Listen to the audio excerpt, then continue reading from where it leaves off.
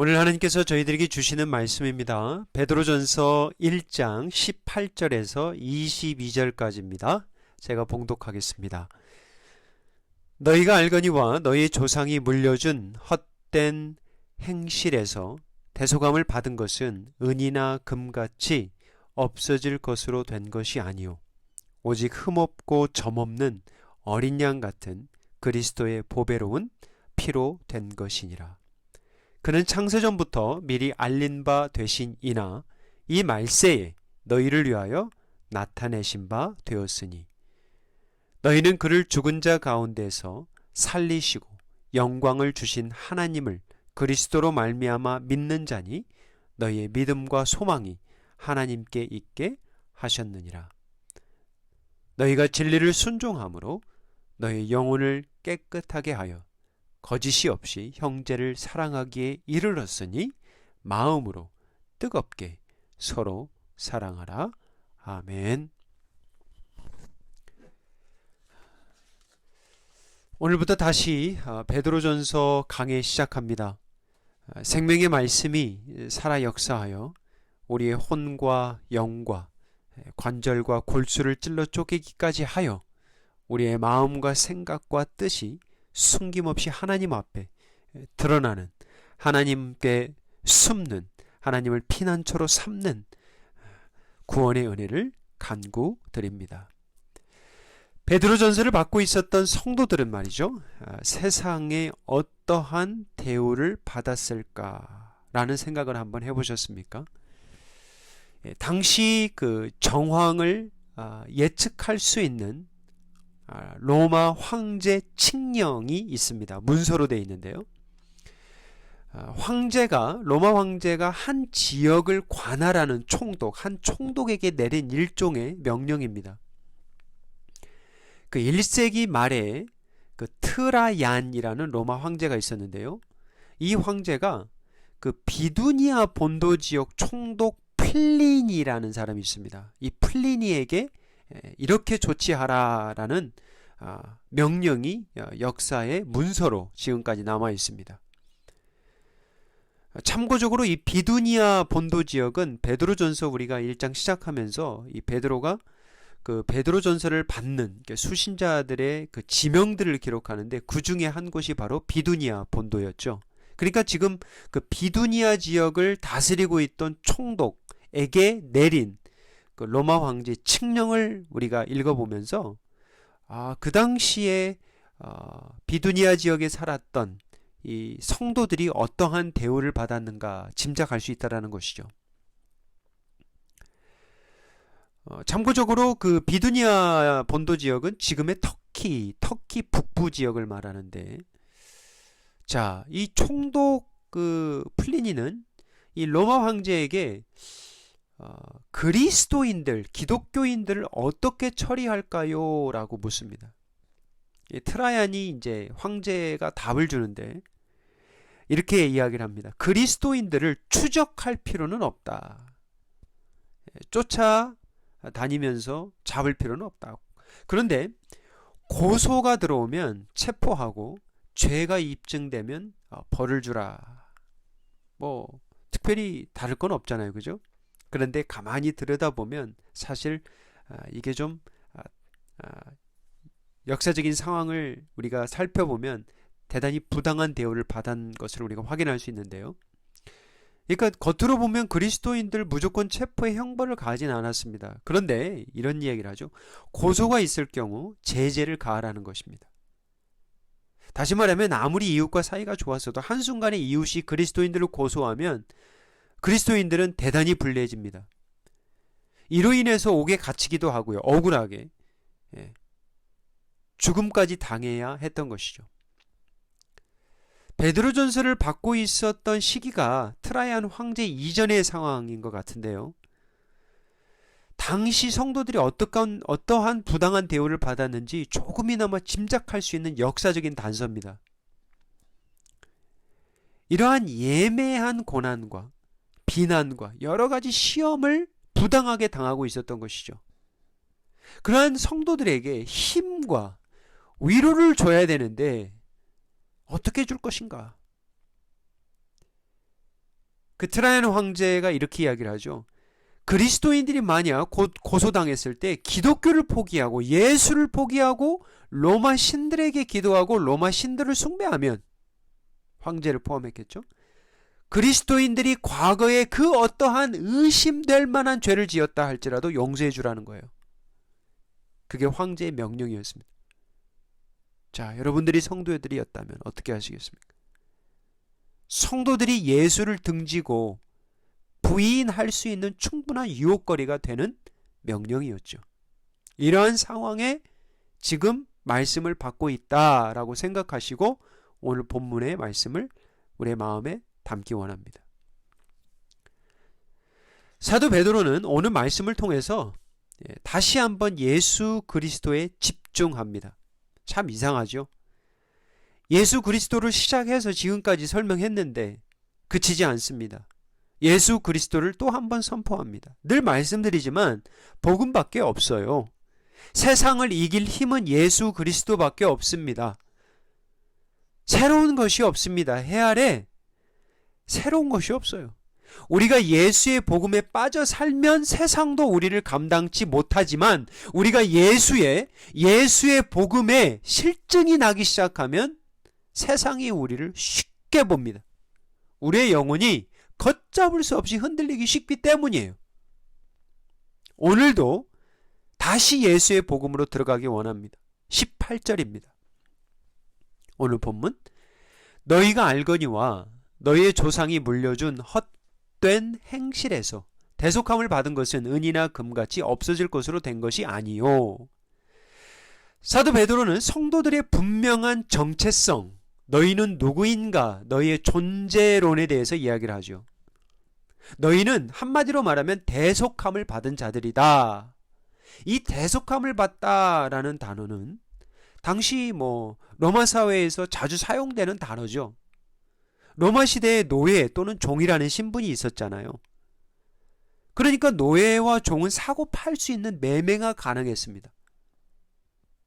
만약에 누군가가 종으로 노예로 전락됐다면 그 잃어버린 신분과 잃어버린 자유를 찾기 위해서는 합당한 무언가를 대가를 지불해야 됐어요. 그게 이제 보통 금이나 은이나 돈을 이야기하겠죠. 빚진 자들이 빚을 갚지 못하면 종으로 전락했습니다. 그래서 종이 자유를 찾고 신분을 찾기 위해서는 그 빚을 갚아야 됐던 것이죠. 누군가, 본인이 갚든 누군가 대신 갚아주든.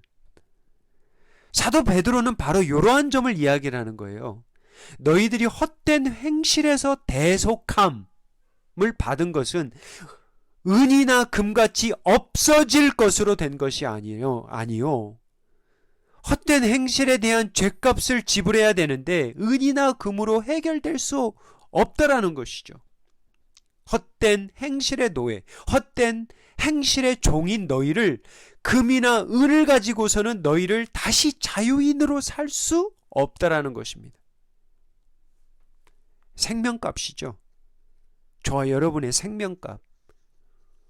여기서 이제 헛된 행실이라는 영어 단어를 보면 The empty way of a life, The empty way of a life. 번역해 보면 공허한 삶, 비어있는 삶, 헛된 삶, 허망한 삶, 그런 삶의 방식, 이렇게 해석하면 어떨까요?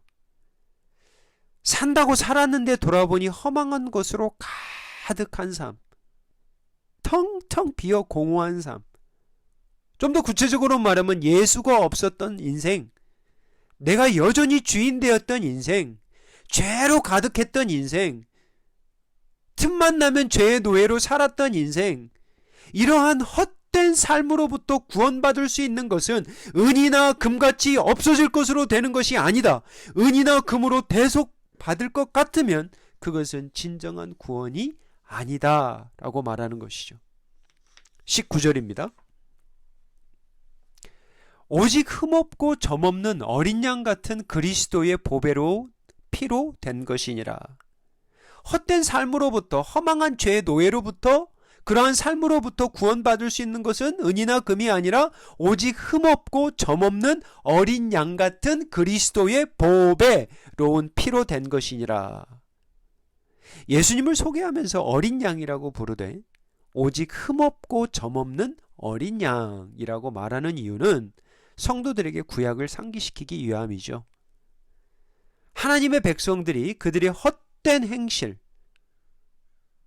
죄악으로부터 용서받기 위해서는 흠없고 점없는 어린 양의 대속의 대신의 피를 가지고 생명값을 가지고 하나님 앞에 나아갔어야 했죠. 그게 제사의 본질이죠. 피의 제사, 속죄의 제사, 피값이 있어야 되죠. 우리가 죽어야 되는데 대신 죽는 거죠. 이제 그 실체 되시는 예수님이 어린 양으로 오셔서 자신의 보혈을 직접 가지고 하나님께 나아갑니다. 누구를 대신해서? 저와 여러분을 대신해서. 저와 여러분의 죄값을 사하기 위해서, 우리를 씻어주기 위해서, 우리를 구속하기 위해서, 우리를 다시 사시기 위해서. 레위기 17장 11절 말씀인데요. 육체의 생명은 피에 있음이라. 내가 이 피를 너희에게 주어 제단에 뿌려 너희의 생명을 위하여 속죄하게 하였나니 생명이 피에 있으므로 피가 죄를 속하느니라. 왜 생명의 피야만 하는가? 피가 생명값, 피가 죄를 사하기 때문이라는 거예요. 대속하기 때문에. 그게 대속의 원리, 피의 원리, 이게 구약의 원리고요. 결국은 신약이죠. 예수님의 피를 왜 보혈이라고 부르는가? The precious blood, 더 귀한 피, 귀중한 피, 우리의 죄를 사하실 수 있는 피라는 것이죠. 구약의 짐승의 피는 보혈이 아니에요. 짐승의 피예요. 죄를 속하는 피이긴 하지만 완전한 보혈은 아닙니다. 그저 그림자일 뿐입니다.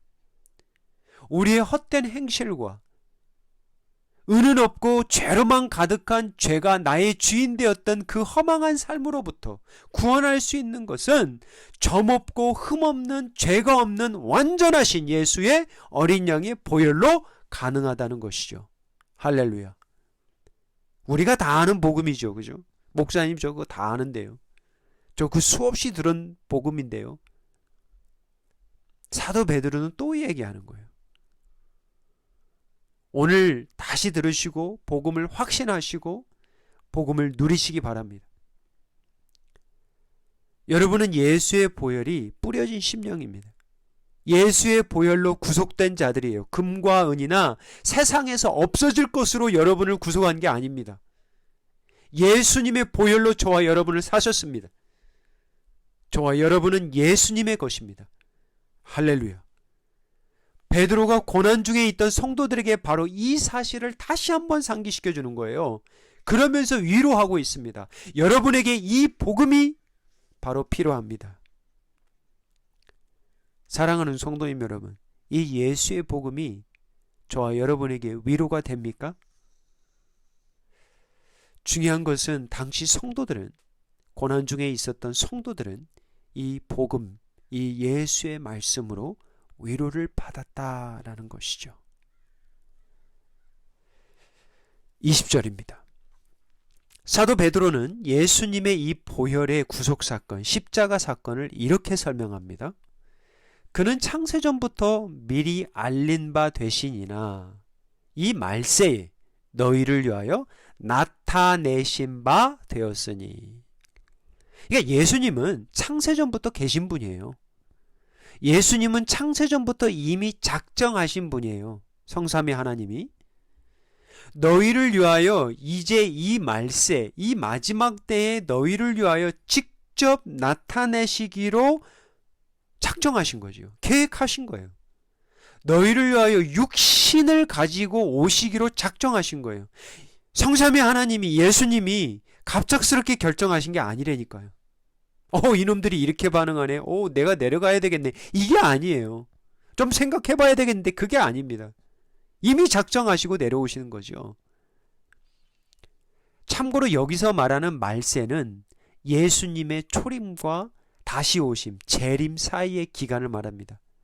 그게 말세예요. 지금 우리가 말세 가운데 있는 거죠. 이 말세에 너희를 위하여 예수님이 나타내셨다. 너희를 위하여 계시되었다. 나타내셨다. 영어로 보면 reveal, 계시했다. 성육신은 계시입니다. 여러분, 성육신, 예수님이 육신을 가지고 오신, 성령을 통해서 잉태되고 이 땅에 육신을 가지고 오신 게 그게 뭐예요? 계시예요. 계시. reveal, 나타내신 거예요. 감춘 것이 아니라 어떤 감추인 비밀을 계시했다니까요. 아주 특별한 계시죠. 어떤 꿈과 환상이나 예언, 천사의 소식 정도가 아니에요. 선지자가 외치는 어떠한 계시 정도가 아닙니다.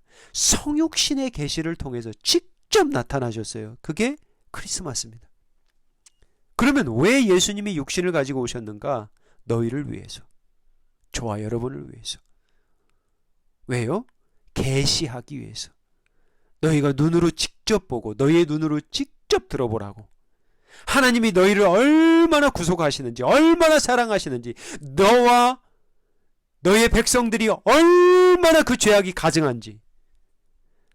하지만 너를 사랑하기에 종된 노예된 자들을 내가 무슨 핏값을 주고 사시는지 보라는 거예요.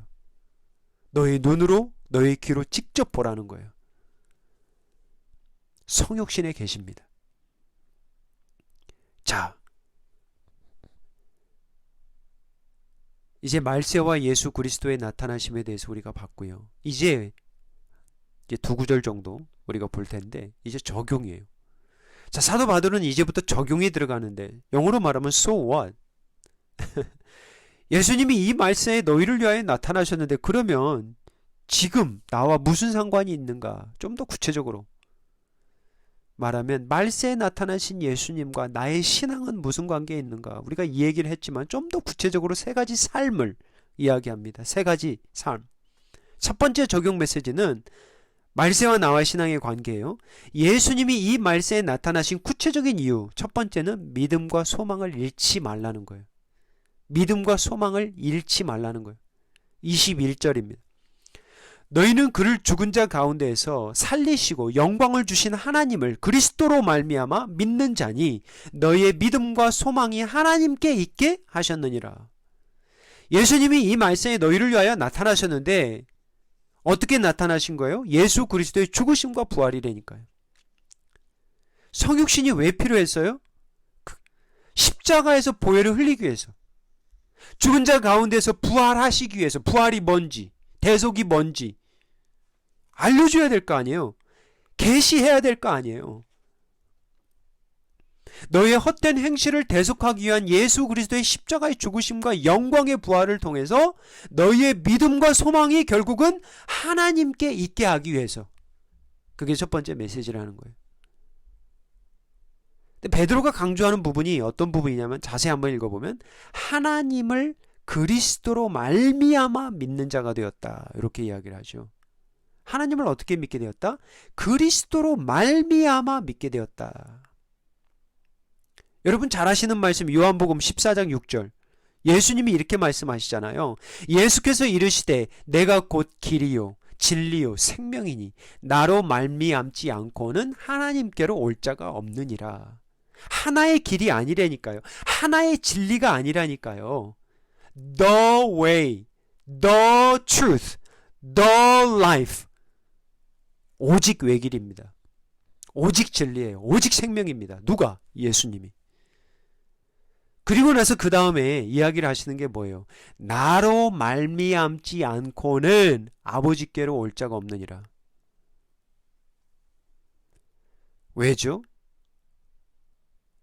내가 길이요 진리요 생명이기 때문에. 너희의 헛된 행실에서 구속해낼 수 있는 것은 너를 대속한, 너를 대신해서 핏값, 생명의 핏값을 지불한 자는 나밖에 없기 때문에, 내게 보혈이 있기 때문에. 그런데 다른 종교는 이 보혈이 없어요. 다른 종교는 당신과 저가, 우리가 지불해야 되는 거예요. 근데 그 지불이 하나님 앞에 이게 합당한 값이 되겠냐고요. 죄가 막 섞여 있는데, 온갖 잡동사니가 섞여 있는데 그걸로 되겠냐고요. 그걸로 구원 받을 수 있겠냐고요. 안 되죠. 예수님이 이 강조한 부분 잘 보세요. 제가 늘 강조하지만 아버지께로 올 자가 없다. No one is able. 어느 누구도 able to come. 아버지께로 올 ability가 없다는 거예요. 능력이 없어요. 나올 능력이 없어요. 아버지께로 나올 능력이. 하나님께 나아갈 수 있는 길이요, 생명이요, 진리된 예수님의 능력으로 나아가는 거거든요. 우리가 우리의 중보자 되시고 우리의 대제사장 되시는 예수 그리스도의 능력으로, 보혈의 힘으로, 십자가의 능력으로, 부활의 영광으로 나아가는 거거든요. 저와 여러분의 능력으로는 죽었다 깨나도 못 나가요. 절대 나아갈 수 없죠. 왜? 우리는 죄악 덩어리거든요. 우리는 교만 덩어리거든. 가증함 덩어리예요. 저와 여러분에는 의의가 없어요. 내게는 헛된 행실만 가득해요. 선함이 있어요? 그거 쥐꼬리만한 거예요. 죄가 엄청 섞여 있는 거거든요. 우리의 능력으로는 하나님께 나아갈 수가 없습니다. 이것을 이야기하는 거예요. 예수님이. 나로 말미암지 않고는 아버지께로 올 자가 없다. 다시 질문 드립니다. 왜 예수님이 이 말세의 성육신을 통해서 나타나셨는가? 예수 그리스도로 말미암아 이제 하나님께 나아갈 수 있기 위함입니다. 그리하여 결국은 뭐예요? 너희에게 믿음과 소망이 하나님께 있게 하기 위함이에요. 십자가와 영광의 부활을 통해서. 지난주에 그 한 성도님이 제게 계속해서 물어본 질문 하나가 있었습니다. 폰타나 지역의 그 교회에서 신실하게 섬기는 현직 미국인 간호사입니다. 50대 후반이고요. 두 아들들 이제 다 커서 분가했고 그 누구보다도 열심히 선하게 살았습니다.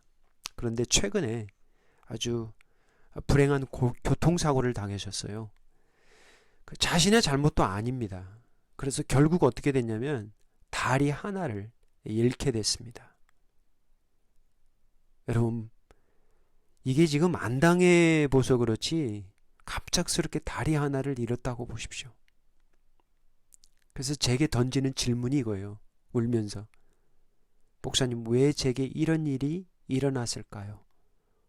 Do you know why this happened to me? 이걸 계속 묻는 거예요. 첫 번째 방문했을 때도 그렇고 두 번째, 세 번째도 Do you know why this happened to me? 제게 왜 이러한 일이 일어났는지 아세요? 그래서 본인은 개인적으로 하나님 앞에 기도하고 있다는 거예요. 왜 제게 이런 일이 일어났습니까, 하나님? 그리고 제게 묻는 거예요. 저 답 줄 수 없었습니다. 사실은 성경 말씀 통해서 뭐 다니엘 통해서, 다윗을 통해서, 욥을 통해서, 바울 통해서, 예수님을 통해서 얼마든지 답 들을 수 있어요. 하지만 피했습니다. 삼가했다라는 거죠. 자칫 잘못하면 제가 욥의 친구가 될까 봐. 오히려 더 상처가 될까 봐. 자매님에게 필요한 것은 답이 아니라 그저 함께 있어주고 함께 울어주고 함께 기도하는 것이라는 것을 깨달았어요. 우리 사랑하는 성도님 여러분, 우리가 믿음이라는 것, 소망이라는 것 가지고 살아가면서 갑작스러운 고난을 만나면 진짜 상상치도 못하는 엄청난 아픔을 만나면요, 우리 자매와 같은 질문을 던질 수밖에 없다니까요. 이게 잘못된 질문이 아니에요. 하나님, 목사님, 왜 내게 이러한 일이 일어났나요? 제가 이렇게 느낀 것은 뭐냐면 이 자매님이 무언가를 억누르고 있는 거예요. 누르고 있는 거예요. 하나님께 화를 내고 싶고, 그러니까 하나님의 신실함에 실망도 하고 때로는 의심까지도 가고 있는데 하나님의 존재에 대해서 의심을 한다는 건 아니에요. 근데 이러한 감정들을 억누르고 참고 있는 거예요, 지금. 다시 말하면 자신이 믿는 그 믿음과 그 현실의 고난이 부딪힐 때 이러한 질문들이 나와요. 근데 그러한 감정이 나오죠. 신실히 믿는 자라도 하루아침에 다리 하나를 잃게 되면 이게 바로 자연스러운 감정이에요. 느낌이에요. 화도 나고 실망도 되고 슬프고 의심도 되고. 근데 이분은 이러한 감정들을 제대로 드러내지 못하고 억누르는데 왜는가 보세요. 크게 교회에서 그렇게 배워서 그래요. 믿음은 범사에 감사하는 것이라고. 하나님께 성내면 안 된다고. 하나님께 화내서는 안 된다고. 하나님 앞에 실망하는 것은 온전한 믿음이 아니라고. 그렇게 듣고 배워서 그래요. 사랑하는 성도님 여러분, 구약의 말씀들, 특별히 시편들을 읽어보십시오. 모든 믿음의 사람들이 그냥 스트레이트로 다 믿음으로 산 거 아니잖아요. 심지어 선지자 중에는 죽고 싶어 했다니까요. 저 데려가 주세요 그랬다니까요. 엘리야인가요? 모세도 말이죠. 내가 하나님 저들을 제가 낳았습니까? 내가 저들의 아버지입니까? 막 그랬잖아요. 원망도 하죠. 하나님께 성을 내기도 해요. 특별히 구약의 말씀 시편들을 읽어보세요. 하나님 앞에 성을 내기도 하고 투정을 부리기도 하고. 왜냐면 너무 힘드니까 현실적으로. 그래서 우리가 배워야 될 건 때로는 이러한 감정들을 억누르기보다는 하나님께 그냥 토해내는 거예요. 그게 기도고 그게 믿음이에요. 억누르지 마시고. 마치 어린 자녀가 부모에 찾아가서 모든 것을 나누듯이 그게 필요하다는 것이죠. 고난 없는 믿음이 어디 있습니까? 환난 없는 인생이 어디 있어요? 여러분 그렇게 되던가요? 인생이? 자녀들 키우면서 세상 살아가면서 고난이 없던가요? 환난이 없던가요? 그거 좀 이상한 거예요. 그럼 중요한 것은 그럼에도 불구하고 믿음과 소망을 하나님께 두라는 거예요. 사도 베드로는 고난과 환난 가운데 있는 성도들을 위도합니다. 믿음과 소망을 잃지 말라. 십자가를 보라. 부활의 예수를 보라. 너는 그래도 여전히 예수님의 핏값으로 사신 구원받은 주의 백성이다. 애매하게 고소당하고 애매하게 투옥되고 순교당하고 있을지라도 그래도 너는 믿어야 된다. 그래도 너는 하나님께 소망 두어야 한다. 믿음과 소망을 잃지 말라. 두 번째 메시지입니다. 말세에 예수님이 나타나신 이유 두 번째. 말세의 예수님과 나의 신앙의 관계 두 번째 메시지는 진리에 순종하라는 거예요. 22절입니다. 너희가 진리를 순종함으로 너희 영혼을 깨끗하게 하여 거짓이 없이 형제를 사랑하기에 이르렀으니 마음으로 뜨겁게 서로 사랑하라. 예수님이 이 말세에 너희를 위하여 나타나신 두 번째 이유가 순종이에요. 너희가 진리에 순종함으로 진리를 순종함으로 너의 영혼을 깨끗하게 하여. 예수님이 십자가와 부활의 은혜를 우리에게 주신 것은 그저 받고만 살라는 것이 아니에요. 믿음으로 순종하며 살아가라고 은혜를 주신 겁니다. 믿음은 순종입니다. 순종이 제사보다 낫다 하셨습니다. 행함 없는 믿음은 죽은 믿음이라고 하셨습니다. 야고보서 2장 17절 18절입니다. 이와 같이 행함이 없는 믿음은 그 자체가 죽은 것이라. 어떤 사람은 말하기를 너는 믿음이 있고 나는 행함이 있으니 행함이 없는 내 믿음을 내게 보이라. 나는 행함으로 내 믿음을 내게 보이리라 하리라. 왜 행함이 없는 믿음은 그 자체가 죽은 것일까요? 예수로 거듭나고 분명 성령 하나님이 함께 하시는데 진리를 사랑하고 진리에 대해 순종하고자 하는 몸부림이 있다라는 것이 정상이죠. 그 몸부림이 없으면 그건 이상한 거예요. 짝퉁이에요. 가짜일 수 있습니다. 신앙은 단순한 덧셈과 곱셈, 암산과 계산이 아니에요. 신앙은 행함입니다. 신앙은 있다 없다, 신앙이 있다 없다 결국은 뭐예요? 성령의 인도하심에 순종하는가? 불순종하는가? 회개하는가? 제가 주은혜 교회를 섬기면서 저는 그렇게 생각합니다. 우리 주은혜 교회에서 가장 복을 많이 받은 자가 나다. 생각하면 할수록 우리 성도님들이 귀해요. 이런 성도들을 만나는 건 목회자로서 큰 축복입니다. 주은혜 식구들과 함께 섬길 수 있다는 게 큰 은혜예요. 제 인생에. 왜요? 참 감사한 것은 성도들에게 이 하나님이 주신 믿음이 있어요. 믿음이 자라요. 제게 보여요. 지난 한 해도 돌아봅니다. 3월 둘째 주였죠. 그게 엊그제 같아요. 갑작스럽게 온라인 예배 드렸잖아요. 지금 9개월째입니다. 중간에 우리 한 번 만났지만 한 분 한 분 떠올리며 생각할 때 감사한 것은 이분들이 믿음으로 살려고 몸부림치는 분들이에요. 행함이 있다는 거예요. 말씀을 붙들고 살려고 부지런히 애를 쓰는 분이에요. 회개하는 분들이고요. 여전히 주를 의지하고 시시로 주 앞에 나아가는 자들이에요. 교회가 죽어 있는가 살아 있는가 어떻게 알 수 있어요? 여러분, 예배 가지고는 모릅니다. 대면이냐 비대면이냐가 아니에요. 결국은 뭐예요? 진리에 행하느냐, 진리를 행하느냐, 행하지 않느냐, 행함의 삶이에요. 순종의 삶입니다. 사도 베드로는 예수님이 이 말세에 우리에게 나타나신 이유를, 첫째는 믿음과 소망을 하나님께 두라. 소망을 잃지 말라. 믿음을 잃지 말라. 둘째는 진리에 순종하기 위함이라. 자, 진리에 순종함으로 받게 되는 복이 뭐예요?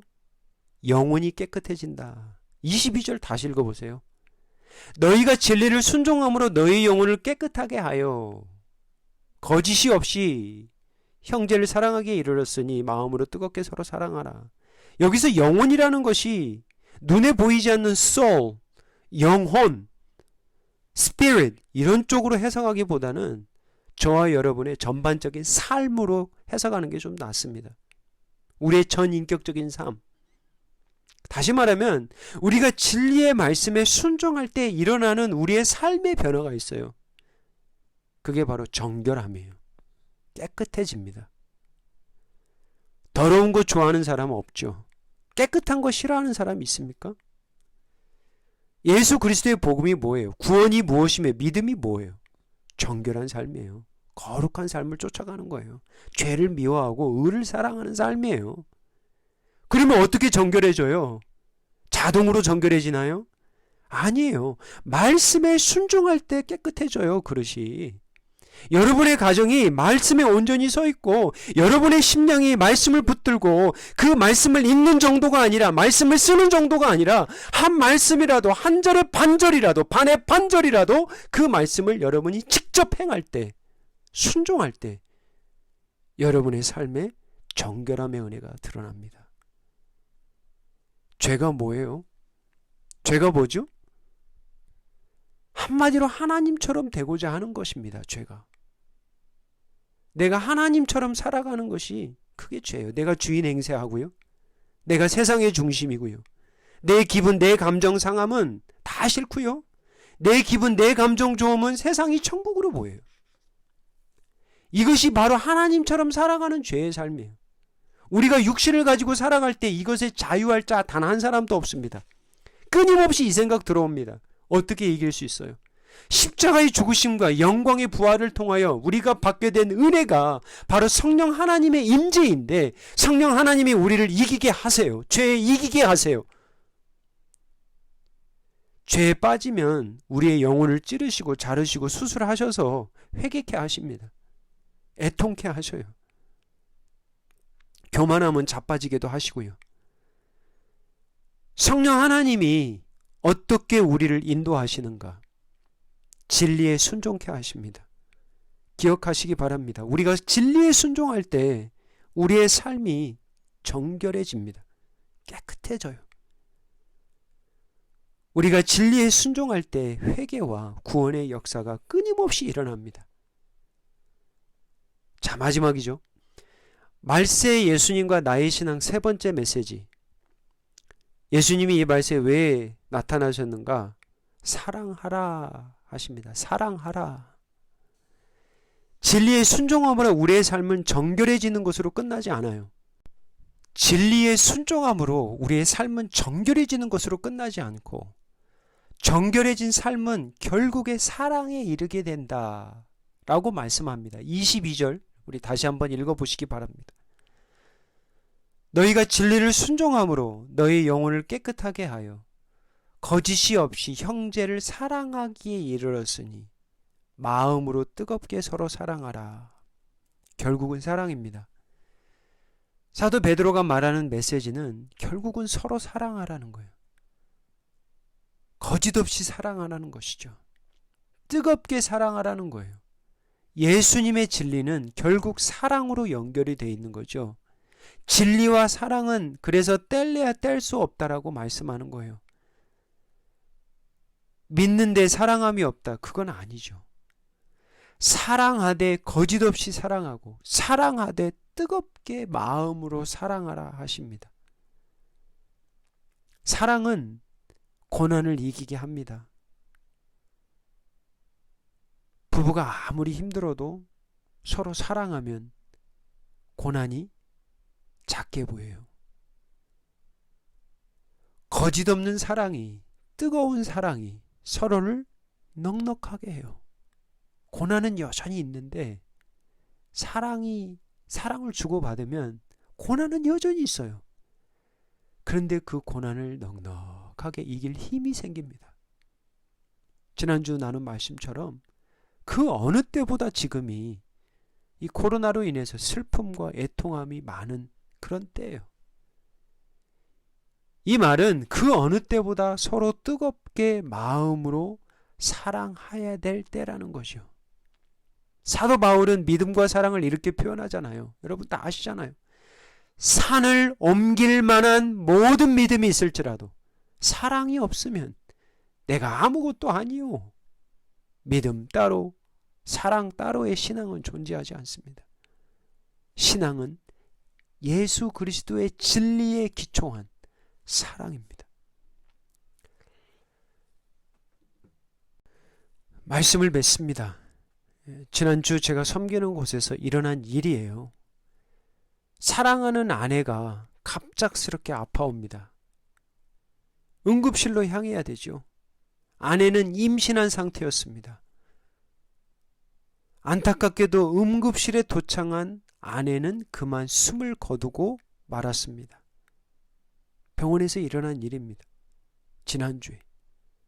태안에 있던 어린 쌍둥이는 엄마를 만나지도 못한 채 세상에서 극적으로 나오게 됩니다. 엄마의 품이 아닌 인큐베이터에 이 남매는 당분간 지내야 합니다. 사랑하는 아내를 잃어버린 남편의 마음 어떨까요? 제대로 작별의 인사도 못했습니다. 집에 두고 온 어린 두 자녀와 이제 막 태어난 갓난아기 이 두 명까지 4명의 자녀를 키우며 어떻게 살아갈까요?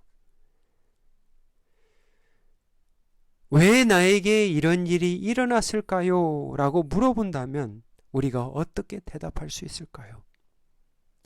이러한 삶 가운데 있는 이러한 아빠에게, 우리의 성도들에게, 이러한 남편에게, 이러한 자녀에게 무슨 말로 위로할 수 있을까요? 사랑하는 성도님 여러분, 우리가 살아있을 때 많이 누리시기 바랍니다. 하루하루라는 이 시간을 우리는 선물로 받습니다. 기대하면서 이 선물의 포장을 열치고 닫았으면 좋겠습니다.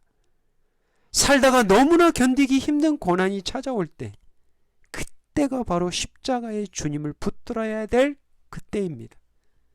살다가 도저히 이해되지 않는 일이 내게 일어날 때, 왜 내게 이런 일이 일어났나요? 라고 질문하고 싶을 때, 사망 권세에 이기시고 영광 가운데 부활하신 예수님을 붙들어야 될 그때가 바로 그때예요.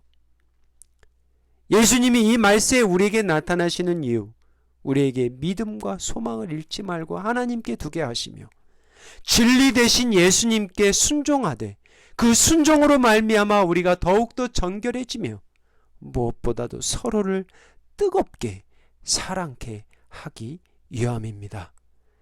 믿음과 소망의 은혜, 순종의 은혜, 뜨겁게 사랑하는 은혜를 간구합니다.